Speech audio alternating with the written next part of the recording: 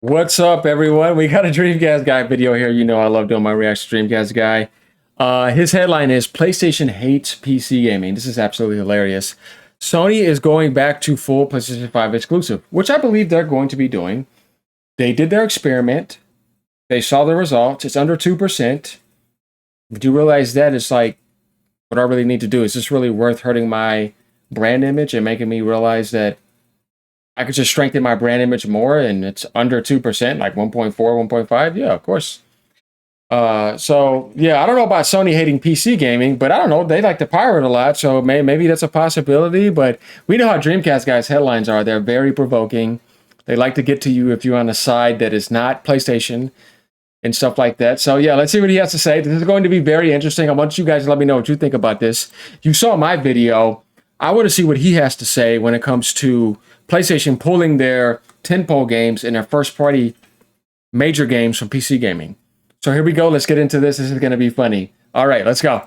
Hey there, gamers. Dreamcast Guy here. Today we're talking about a very strange leak that has just come out about PlayStation. Now, pretty much every major source, from Digital Foundry to Sneaker SO to Jason Schreier himself, is apparently claiming Sony is pulling out of the PC business, meaning the fact that for the last couple of years, there's been a very interesting experiment going on over at PlayStation, where they've been putting PlayStation first-party games onto Steam. And not just multiplayer stuff, we're talking about God of War, Returnal, Spider-Man. These games have been coming to PC. And not only that, Sony bought an entire PC porting house, Nexus, to help make these incredible versions of these games. These are extremely good ports that clearly cost them a lot of money to make. They have widescreen support, 200 frames a second, crazy graphics customization. But apparently, according to these leaks, they've changed their mind. They do not want games on PC at all. Unless it's like a live service game, they're just saying, no thanks, the experiment has failed. Now let's talk about this, because in a way, I think this makes more sense than we originally assumed. Well, yeah, in a sense, that's what I was just talking about. Of course, they went to that depth. I wouldn't say Nixus did every port perfectly. It's an experimentation. They made almost $2 billion, through an experimentation to make up for the loss they had through Concord and all those other games. So they didn't really lose any money then. PC kind of did them a favor while they were experimenting, of course. And like I said, it's like 1.5, 1.6% of total revenue compared to PlayStation 5 getting like 98+%, making like 140 billion, and PC did like 1.5 billion. That's nothing, right? But you had your experiment, you got to test the waters. You're still going to get over 100 million sales with GTA 6.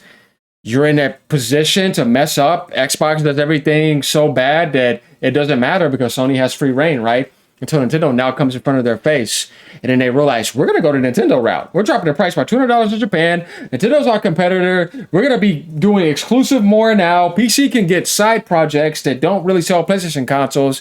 And you can get full live service because we need live service to be more successful than ever. We can't drop that from PC or Steam. We're going to have that day and day. But Magnus, Steam, you ain't getting our games now. Wolverine is only on PlayStation. Soros is only on PlayStation. Marvel, that makes sense. It's a fighting game. It's a dead world now in a sort of sense where it's hard to sell fighting games. And the PC community has a community in there. So let's put Marvel on there, right? But I'm not giving you Wolverine. I'm not giving you Soros. I'm not giving you, our tentpole titles. Marvel's a little bit different. It's a fighting game, like I said. So there's some truth to that. But let's dive deeper into this and see what he has to say. Let's go. Let's get into it. Hi, hope you have a great day. If you could please give this video a like and subscribe if you haven't already. Now, we're going to go through all the sources that are discussing that, but I think that just on the surface level, this kind of makes sense. We've seen recent financials from Sony where they've essentially said that a lot of their games on PC are selling hundreds of thousands of copies. But to them, that's clearly just not enough. Just in general, the fact that PlayStation very much from the very start said the whole point of this PC experiment was to get you to buy a PlayStation 5. The whole idea was, all right, we'll put Spider-Man on there, and now you want to buy a PS5 so you can get Spider-Man 2. Here's God of War. Now you want to buy it to get God of War Ragnarok. But it seems like that just didn't really work. PC gamers were buying the games. They're loving the games. They're cheerleading the games. They're modding the games. But at the same time, they already have a really powerful PC. They're not going to buy a $600, $700 PlayStation 5 Pro, right? They don't have that same fire inside them because in a way they think, well, the games will come eventually. And it sounds like, according to new leadership, they're now ready to pull back towards this PC push, particularly when it comes to first-player, single-player titles.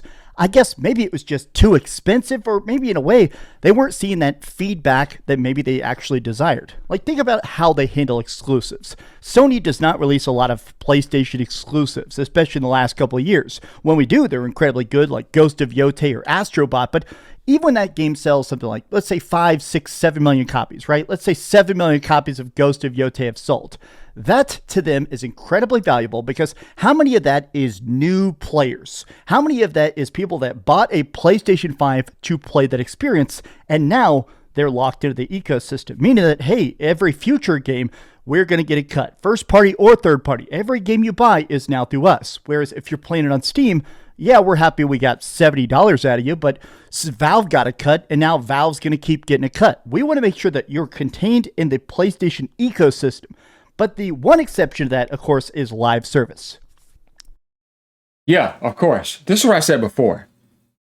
If you wanted to compare something of the past, if I say I'm talking Sony and I'm talking PlayStation, I got to talk Sony and PlayStation from a publisher and from a developer perspective. Not all these third-party games that are not published by PlayStation and that are not developed by PlayStation. Sony has to have their own identity that needs to remain strong. When I think of Nintendo, I'm thinking of what Nintendo publishes and what Nintendo develops. Same thing with Xbox, same thing with PlayStation. I told people, if you want to compare Nintendo to PlayStation and PlayStation to Xbox, tell me what they're publishing and tell me what they're developing. I could always grab some of these games and say it's easy to put these games on my device and make a deal with you.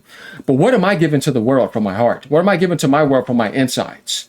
That matters. Sony needs an identity. Xbox is dead because it has no identity, and it doesn't have a strong identity and strong leadership. PlayStation has a strong, loyal hardware base, and it has an identity. Even though they went hybrid, but they still have an identity. Gran Turismo 7 never went to PC. Demon Souls never went to PC. Bloodborne never went to PC. You see what I mean? Astrobot never went to PC in that one game of the year. You could say they have put a lot of games on there, but it was an experiment. But Sony still has an identity, but they were hybridizing. Xbox has no identity. Nintendo has the highest identity. They have the biggest franchises. You ain't never getting them. And when you look at what's left in the gaming console world as Sony's competitor, it is Nintendo. And they need to think about, what are they doing to be in a position to where I can't look at them like Xbox and say that, regardless of hardware specs, they won the whole thing in the sense of, you ain't getting none of their stuff, and they're still selling gangbusters. Switch sold 154 million. It's not done. It could end up passing up PS2. You know what I mean? But they already made way more money than it. It's like, what are they doing to where I can't get in Japan? I can't move them. Why is their identity so strong for the highest IQ base and culture on the planet? This is something you have to think about. Where you look like, man, they moved 1 million consoles, more than what Sony could do and any other platform and Nintendo in North America and Europe. How did they make Japan be that damn popular to where they're able to move 1 million plus consoles in 1 month? But yet, when you look at the population of Japan compared to European and American society, and it's much lower, but they still got 1 million out of that. Dude, that matters. You have a perfect spectrum and balance across the entire earth. So it's like, there's something there I have to learn.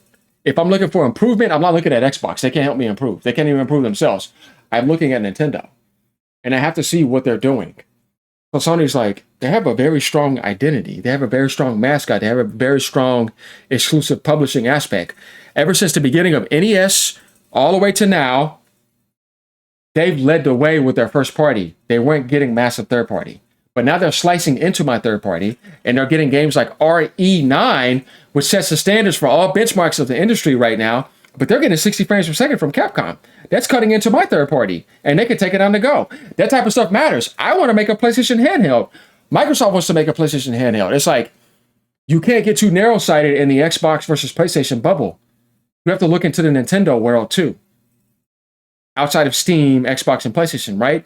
You have to see where that's going, and it's like, this does matter. There's room for improvement. I've made PlayStation All-Stars. I made PlayStation Kart Racers. I made PlayStation Move like the Wii. It's like, you've done all that. Everybody follows Nintendo's template. I want to make a handheld. Let's stop playing games here. We're looking far beyond just specifications. That's not what wins the gaming industry. It's not about power. It's not about graphics. It's way beyond that. Pokemon is still the biggest franchise in the world. Watch when they drop Gen 10 in the morning. You see what I mean? Watch how massive that is. This stuff matters big time. You know what I mean? It's about games. It's about mascot. It's about exclusive identity. I told you, look on the marketplace. Who's number one? Nvidia. They're exclusive. Who's number two? Apple. It's all about Mac and Apple only and iPhone. You're not seeing them go anywhere else. Who's number three? You see what I mean? Look on the marketplace. It may be Microsoft or maybe Google. It's Google. YouTube is Google, right? Google is Google. There's an identity. The highest positions in the world are exclusive identities. When you look at the stuff you want to look at, like, you know what I mean? Even AMD, that's identity. When 360 was the strongest, it had an identity with Party Chat, Halo, and all of that. PlayStation, it has an identity. Nintendo, it has an identity. I'm telling you right now, if you don't have your mascot, you don't have your identity, you don't stand on your own to shine, you're not going to make it in the top. Microsoft is at the top because of Windows and software, not because of Xbox. That's what I mean by like identity. The problem with Xbox, and one of those guys came out and said it, I like the Xbox because it was able to have an American identity, and we need an American identity. It's very true. You lose your identity, you don't have nothing. When you think about America, you do think about that identity. You know what I mean? And that's the problem with Xbox. It doesn't have an identity. Sony's making sure that if they pull from PC, their identity is going to be strong as an exclusive identity. You think of Last of Us, you think of PlayStation. You think of Wolverine, you think of PlayStation. You think of Soros, Demon Souls, Astrobot winning Game of the Year. Though I didn't get the sales it deserved because of the community. Identity. You cannot sacrifice identity for a little bit of 1% and 2%. It's not going to work. Think about it. Sony is very dead set on this idea of trying to make their own version of Fortnite. Just everybody wants some sort of live service. So games like Marathon, I am actually going to be playing the Marathon beta. Starts here in 30 minutes. I'm going to be doing a video about the Marathon beta this afternoon. But stuff like Marathon, that new Horizon Zero Dawn, like weird game, that like multiplayer stuff is still going to be on PC. And maybe some of that will even trickle over to Xbox. But clearly the main focus is, even if like there's little partnerships, some of this stuff may still be on third party, but anything that's made by Sony Studios, like Sony Santa Monica, it now is only going to be exclusive. And I think this kind of makes sense because I think it does, because it shows where you can stand on your own without branching out. Okay, I'll drop that. Watch how PlayStation still flourishes. Watch how Nintendo still flourishes. Xbox, I got to go to PlayStation. I got to go to Steam. I got to make the magnets. I got to go to Steam, but now I got PlayStation now. I thought I was going to. I got to go to Nintendo. You see what I mean? Can you stand on your own? Marathon is blowing up now. Sony made the right decision. People didn't see that. They thought it was going to fail. Like, Marathon is not going to be no Concord. Bungie has an identity, and that helps them out. They got Destiny. They got Destiny 2. They got Halo 1, Halo 2, Halo 3, Halo Reach. They got an identity, so they can survive. People know that Bungie is capable. I'm telling you, if you ain't got no identity, this would have been somebody else. I don't know what to tell you. You know what I mean? Even when you think about Arc Raiders, they have an identity that goes back. But Marathon is taking over right now. And it's like, there's an identity with Bungie. People still want that type of reminiscence. I think it's just hard to deny the fact that PlayStation is now the default console. And honestly, I think Sony appreciates the fact that they just don't have to do that much work.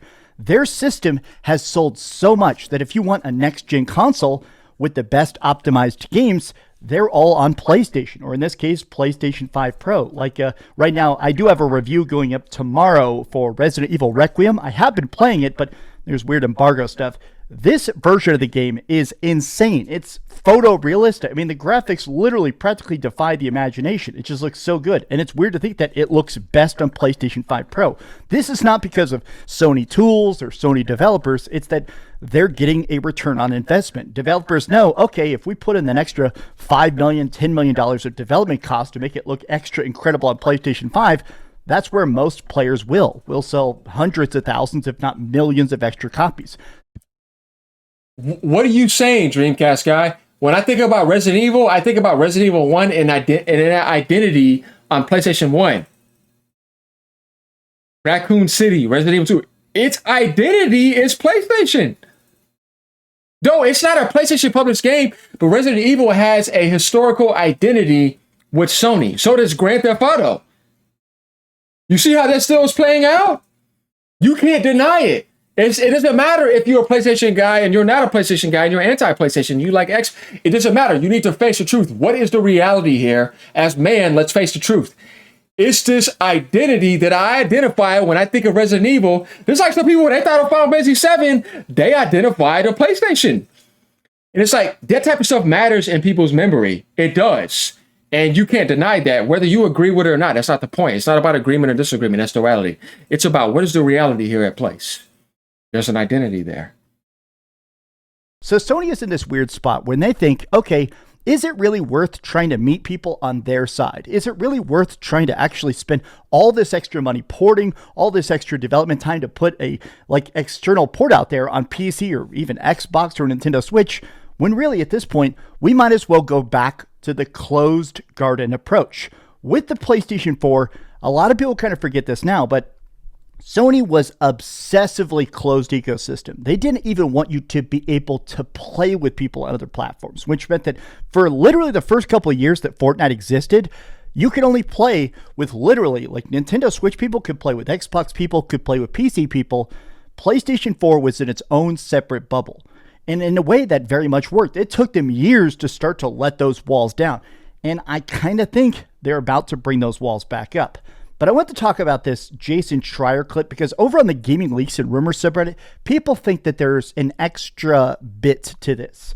Jason Schreier says, pulling away from single-player PC ports, it's not speculation, but sometimes topics come up on the show, and I'm quite ready to publish a story about them. More to come soon. So basically, it sounds like he's already writing it, but Jason Schreier is very obsessive in his wording. He's very meticulous about framing like business mergers and motivations. He doesn't want to just, tweet it out. He'd rather make a clear, concise, here's the story and why you should care. So it sounds like he's still cooking that up. But people are pointing out the fact that this is probably part of another thing. You can see Sneeko SO also chimed in. Sneeko SO has done a lot of very good leaks about hardware stuff. And basically he's saying, yep, they're pulling back. And here I think completely nails the other part of the discussion that sort of changes how this was probably discussed when Sony first had the meetings about going to PC. PC was this separate ecosystem. PC is over here, console's over here. We have this console competition, we've got PC competition. But now, this next generation, the lines are starting to get blurred. There's talks that the next Xbox will in fact be able to play Steam games, which means that Sony is in a spot where maybe they're thinking, okay, it's not worth spending millions of dollars of our own money, our own investment, our own time, our limited developers. Putting those games onto PC means now we're putting them on Xbox, a direct competitor. And I still don't think the next Xbox is even coming out, but that's something they do have to account for, is that they can't lock it out. They can't say, hey, make this not. It's happening, but I get what he means, though. Sony could just close that off, too, and say, you're not even getting this edge. I'm shutting you down completely. Because in a way, there still is a little bit of competition left, and I'm crushing it. That's a possibility. They could be doing that. And they don't want them to sneak in anything, and then it's just like, here's the real reality.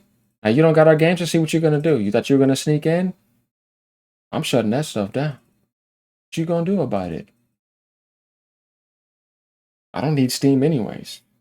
And I think by strengthening my identity more, that little percentage won't matter, and I'll still gain that. And I'll make my PS6 launch stronger because everybody knows there's going to be a strong identity there, and it's not going to be cut on any little small millimeter with Steam or the Magnus. Hey, I'm just saying, that's a possibility. Work on Xbox. And those videos of people booting up Spider-Man 3 in 4K, super widescreen, crazy supports on an Xbox would look bad. I do think that would kind of make some people say, okay, why didn't I buy an Xbox then? And also, the Steam machine. I still think, some people are saying the Steam machine will be irrelevant to the console market. I still think, you see a lot of people hating on the Steam machine. People are hyping the Steam machine up too much. It's a needle mover for the niche communities. Look, ignore that person. I think the Steam machine is going to be an absolute interesting game changer. And again, the Steam machine plays every Steam game. And I think... Yeah, but there's a problem with that, though. It's limited on technology. It's barely close to the PS5. No, dude, it is niche. What do you mean? They're not coming in to sell like a console. Let's face reality here. It's not going to do anything crazy. I would be jumping through the roofs if it sold 10 million lifetime. Again, having these big, crazy, expensive AAA single player stories that sell PlayStations, and now you could see it somewhere else, I do think that tells a lot of people PlayStation doesn't matter. I think that the stories, playing these games, sitting on your couch and seeing these crazy, awesome plot twists and cool cutscenes and really nice set pieces like old school Uncharted, that sells systems. And if they see that, but you're holding an Xbox controller or you're playing that Steam controller, I think that does tell people, okay, I can play those games eventually on other platforms. I'm fine waiting. And Sony's getting afraid of that. That's just my 2 cents, though. They're not, bro. It ain't gonna even sell probably 10 million. That's a third of the Series X, which people deemed a massive failure. It's not gonna threaten Sony, and it doesn't. Like, the price is too ridiculous. They're gonna be forced to sell that thing at like $800-900. Nobody's gonna look at it, bro. A console gamer is not gonna be charmed. They're gonna ignore it. Cause like, what you mean? I can get a PS5 Pro cheaper and get way better settings, and get all Sony exclusives day one. You don't get them anymore. I get all your PC games and I get all the Xbox games. Let's start playing games here. Let me know what you guys think about this. I understand what he's saying before that, but when it comes to the Steam machine, let's start playing games here because now you're not even getting their exclusives anymore. Nah, man, that stuff is over with. And the diminishing returns are higher than ever, even on high-end PCs. When you get to 60 frames per second, they don't even care. Even Switch gamers are eating because they're saying, I still got 60 frames. And even if I'm getting down to 50, I'm not getting under 30. I'm over in the 50 range. Even if I drop down to 48, 49, that's almost 20 more frames. And I can take it on the go. I'm telling you, the whole game has changed now. You got to look at things different. It's not about technology specifications anymore. It's about availability and being able to have 24/7 availability and being able to just be there and get that experience. Because now technology is better than ever, and you realize you were being schemed this whole generation with the Unreal Engine 5 and all this other AI garbage. Later, y'all. Peace out. Keep it real.